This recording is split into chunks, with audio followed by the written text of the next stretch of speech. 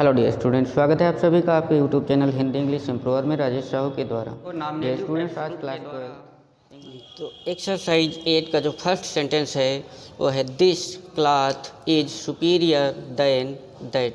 तो इसमें सुपीरियर के बाद देन का प्रयोग किया गया है और सुपीरियर, इन्फीरियर, जूनियर, सीनियर इत्यादि शब्द जो ऑलरेडी कंपैरेटिव में होते हैं तो उनके बाद में देन का प्रयोग ना करके उसके स्थान पर टू का प्रयोग किया जाता है। तो इसका करेक्ट हो जाएगा this cloth is superior to that. अगला है you can never find an honest and better servant than Hari. तो इसमें एक ही व्यक्ति के विषय में दो एडजेक्टिव यानी दो विशेषताएं उसकी बताई गई हैं। तो ऐसे वाक्यों में प्रायः ऐसा नियम होता है कि दो जब विशेषताएं एक ही नाउन या प्रोनाउन की बताई जाती हैं तो उन दोनों एडजेक्टिव की डिग्री एक समान होनी चाहिए। तो यहाँ पर बेटर जो कि कंपैरेटिव फॉर्म है और ऑनेस्ट जो है वो पॉजिटिव फॉर्म है। तो इसको यानी बेटर ऑलरेडी कंपैरेटिव फॉर्म है और ऑनेस्ट जो पॉजिटिव है तो इसको भी हमें कंपैरेटिव में करना होगा, लेकिन ऑनेस्ट के साथ में ER का प्रयोग नहीं होता है, उसके पहले मोर का प्रयोग किया जाता है। तो इसका करेक्ट हो जाएगा you can never find more honest and better servant than Hari. अब यहाँ पर दोनों कंपैरेटिव में हो गए। अगला है mister Singh is senior then mister Mishra. तो इसमें भी सीनियर के बाद में देन का प्रयोग किया गया है जो कि गलत है, क्योंकि सीनियर के बाद हमेशा टू का प्रयोग होता है। तो इसका करेक्ट हो जाएगा Mr Singh is senior to Mr Mishra. अगला है he is my oldest brother. तो यहाँ पर ये ध्यान देने वाली बात है कि एक ही परिवार की जब बात होती है तो वहाँ पर ओल्ड का प्रयोग नहीं बल्कि एल्डर का प्रयोग किया जाता है। तो ये ओल्डेस्ट जो लिखा हुआ है यहाँ पर हम एल्डेस्ट का प्रयोग करेंगे। तो he is my eldest brother, क्योंकि एक ही परिवार की बात हो रही है तो वहाँ पर ओल्ड का प्रयोग नहीं किया जाता है बल्कि एल्डर और एल्डेस्ट का प्रयोग किया जाता है। अगला है this blanket is inferior than that. तो यहाँ पर भी इन्फीरियर जो कि ऑलरेडी कंपैरेटिव में होता है तो उसके बाद देन का प्रयोग नहीं किया जाता है, तो इसके बाद भी टू का प्रयोग किया जाता है। तो इसका करेक्ट हो जाएगा this blanket is inferior to that. अगला है they have less books than I have. तो लेस जो कि एडजेक्टिव है, लेकिन ये लेस जो होता है वो मात्रावाचक होता है ना कि संख्यावाचक। तो इसके लिए अब चूँकि बुक जो नाउन है वो संख्यावाचक है और लेस प्रयोग किया जाता है मात्रावाचक में, तो इसलिए जब बुक्स संख्यावाचक है तो इसके लिए एडजेक्टिव भी हम संख्यावाचक ही लाएंगे। तो लेस के स्थान पर हम फीवर का प्रयोग करेंगे। तो करेक्ट हो जाएगा they have fewer books than I have.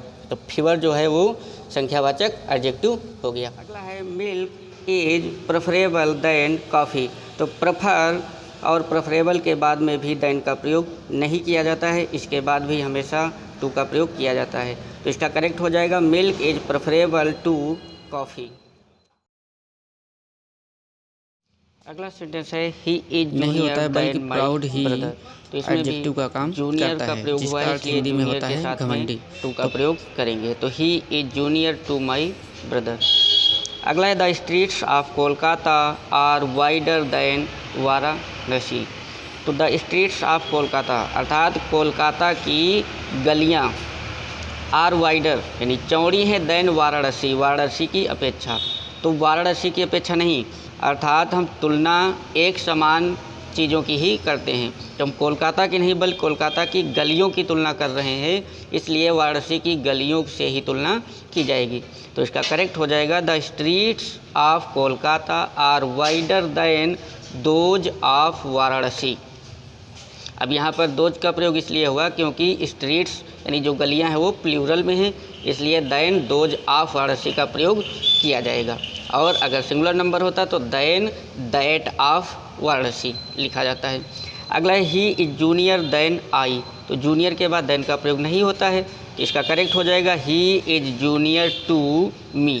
और जब टू का प्रयोग करेंगे तो यहाँ पर आई के स्थान पर मी का प्रयोग किया जाएगा। अगला है there is a very few water in the glass. अब चूँकि वाटर जो है वो अनकाउंटेबल नाउन है यानी मात्रावाचक है, इसको हम गिन नहीं सकते, और फ्यू का प्रयोग हमेशा संख्यावाचक में किया जाता है और वाटर मात्रावाचक है, तो यहाँ पर फ्यू का प्रयोग ना करके हम लिटिल का प्रयोग करेंगे। इसका करेक्ट हो जाएगा there is a little water in the glass, यानी गिलास में थोड़ा पानी है। ए लिटिल थोड़ा है अर्थात नॉट मच, ज़्यादा नहीं है। अगला है आई आंसर्ड मच क्वेश्चंस, तो आई आंसर्ड मच क्वेश्चंस, और क्वेश्चंस जो कि संख्यावाचक है अर्थात ये काउंटेबल नाउन है, तो यहाँ पर मच का प्रयोग ना हो करके मैनी का प्रयोग किया जाएगा, क्योंकि मच का प्रयोग मात्रावाचक में होता है और मैनी का प्रयोग संख्यावाचक में होता है। तो क्वेश्चंस काउंटेबल नाउन है यानी संख्यावाचक है, इसलिए हम यहाँ पर मैनी का प्रयोग करेंगे। तो इसका करेक्ट हो जाएगा आई आंसर्ड मैनी क्वेश्चंस। अगला है this is the better than the two books, तो this is the better than the two books, तो इसका करेक्ट हो जाएगा this book is better than other two books, यानी जहाँ दैन द टू बुक्स लिखा है यहाँ पर दैन के बाद हम अदर का प्रयोग करेंगे, यानी this book is better than other two books, यानी यह पुस्तक अन्य दो पुस्तकों की अपेक्षा अच्छी है। अगला है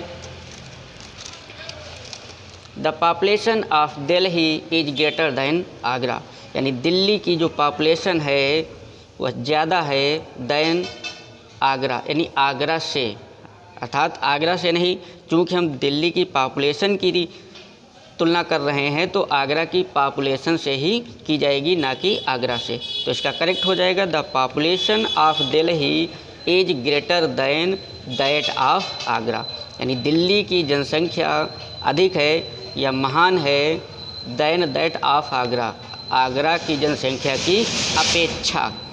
अगला है the air of hills is cooler than low lands, तो द एयर ऑफ हिल्स यानी पहाड़ियों की हवा इज कूलर ठंडी होती है दैन की अपेक्षा लो लैंड्स, यहाँ पर लिखा है लो लैंड्स अर्थात निचली ज़मीन, तो इधर हम पहाड़ियों की हवा की बात कर रहे थे और इधर इसमें लो लैंड अर्थात नीची ज़मीन लिखा है, तो इधर भी हम हवा की ही बात करेंगे। तो इसका करेक्ट हो जाएगा the air of hills is cooler than that of low hills low lands, यानी पहाड़ियों की हवा निचली ज़मीन की हवा से अधिक ठंडी होती है, तो यहाँ पर दैन के बाद दैट ऑफ का प्रयोग कर देंगे।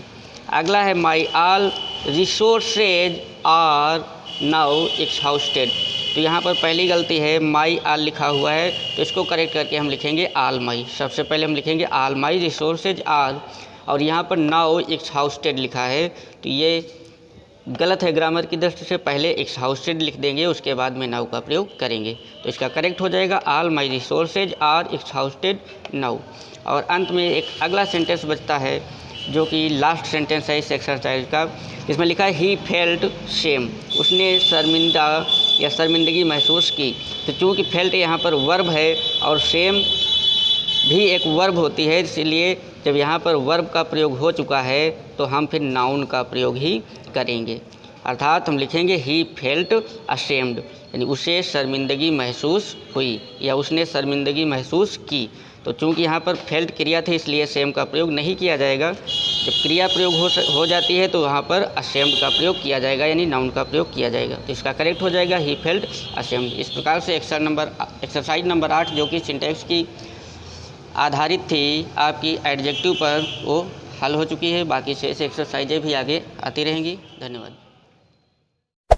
Hey there. Subscribe to my channel.